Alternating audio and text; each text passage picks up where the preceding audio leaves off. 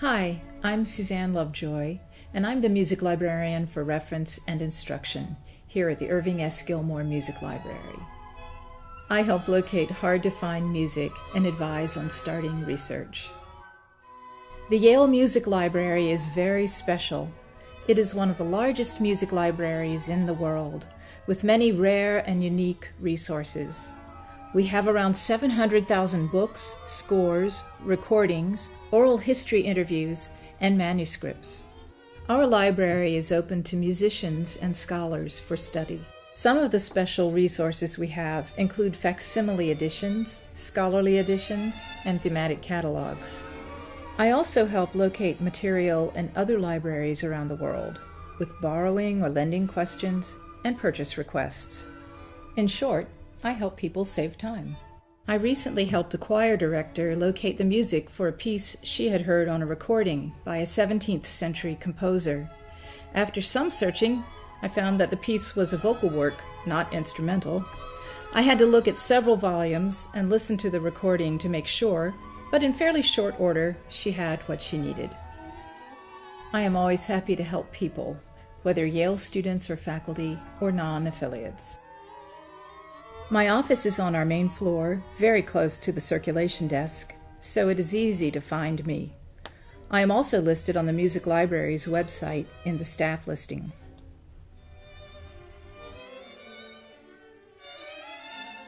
Feel free to contact me by phone, email, or in person. I look forward to meeting you.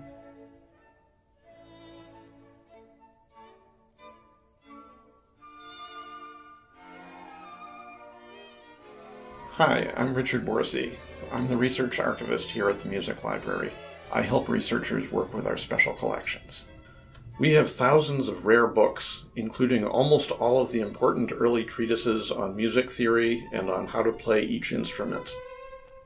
We have numerous individual manuscripts, some of them by composers such as Bach, Mendelssohn, Brahms, and Stravinsky.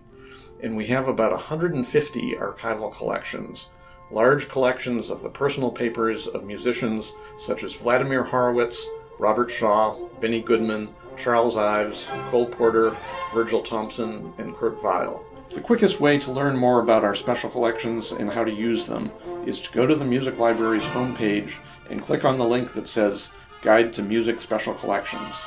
I'd like to show you a few of our treasures. This is the most important violin treatise of the 18th century. The author is Leopold Mozart, and it was published in 1756, the year his famous son Wolfgang was born. We have two items in the hand of Wolfgang himself, an envelope addressed to his father and a trumpet part from a mass. Here we see Robert Schumann's sketches for his symphonic etudes, composed in 1834 and published in 1837. They include some material that Schumann chose not to include in the final version, and which wasn't published until it was edited by his friend Johannes Brahms in 1873. This manuscript later belonged to Vladimir Horowitz. His widow, Wanda Toscanini Horowitz, gave it to Yale. The Charles Ives papers are one of our most important and heavily used archival collections. Ives was a member of the Yale class of 1898. He was a successful businessman, became wealthy in the insurance business, and he was a remarkably original composer. Here we see a piece from his student days called The Yale-Princeton Football Game. Scholars love to study his messy and chaotic manuscripts because they provide a window into his thought process. Our archival collections contain some unusual items that you might not expect to find in a music library. Here's an example. In 1969, a bank sponsored an appearance at Shea Stadium, home of the New York Mets, by Vladimir Horowitz, the world's most celebrated pianist. Horowitz posed for photos with the players. Each team, the Mets and the St. Louis Cardinals, autographed a baseball for him. They include signatures by Tom Seaver, Yogi Berra, Bob Gibson, Lou Brock, and Joe Torre. It's a pleasure to work with remarkable materials like these, and with the researchers who use them. I love to see their eyes light up with the excitement of discovery.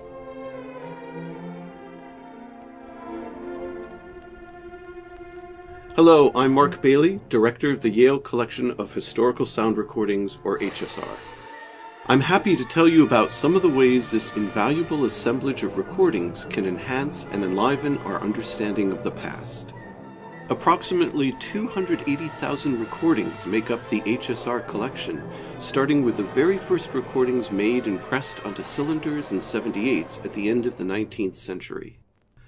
Whereas many thousands of early opera recordings by an international array of historical singers are at the core of the collection, HSR also provides access to numerous audio examples of classical and jazz instrumental works, American musical theater, poetry and the other spoken arts, radio broadcasts, political speeches, and music at Yale.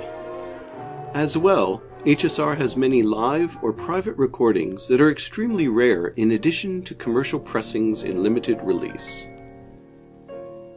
It's particularly exciting especially to see the evolving field of performance practice studies make extensive use of HSR. Opera students and researchers, for instance, may hear the original lead singers for whom Verdi wrote his operas Otello and Falstaff and discover how they convey the composer's musical imprint. Pianists may hear great musicians such as Vladimir Horowitz not only in performance, but in rehearsal on stage, at home, or in the recording studio. Jazz enthusiasts may hear Duke Ellington perform live at roadside drop-ins. Theater studies majors may hear actors performing Shakespeare in a way that influenced subsequent generations, and many more. To learn about all the hidden treasures at HSR, please visit our website or come see us at the Music Library.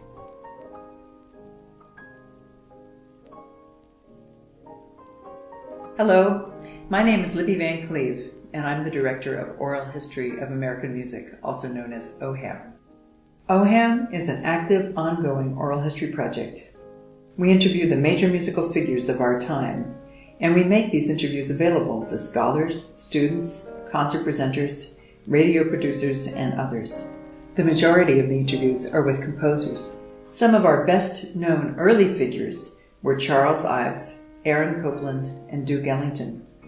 We've recently expanded our jazz holdings and have interviewed Quincy Jones, Wayne Shorter, Carla Bley, and many others. One of the things I love about my work at OHAM is that it's a dynamic and creative way to engage with music history. I find it exciting and a little intimidating to realize that we're creating primary source materials for the future.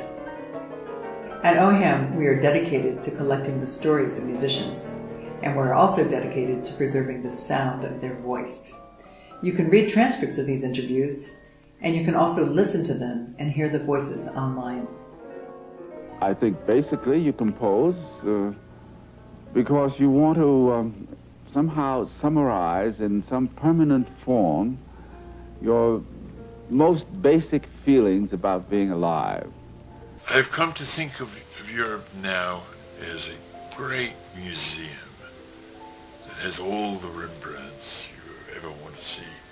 There's a certain self-conscious modernity that's a peculiar product of our age, where we kind of think that because we have space travel and computers and all of these things that we're very different.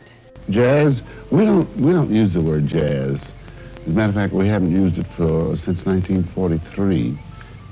Everything is so highly personalized that you just can't find a category big enough. And jazz certainly isn't big enough a category to combine so many wonderful people in it. Please visit our website to learn more about the collection.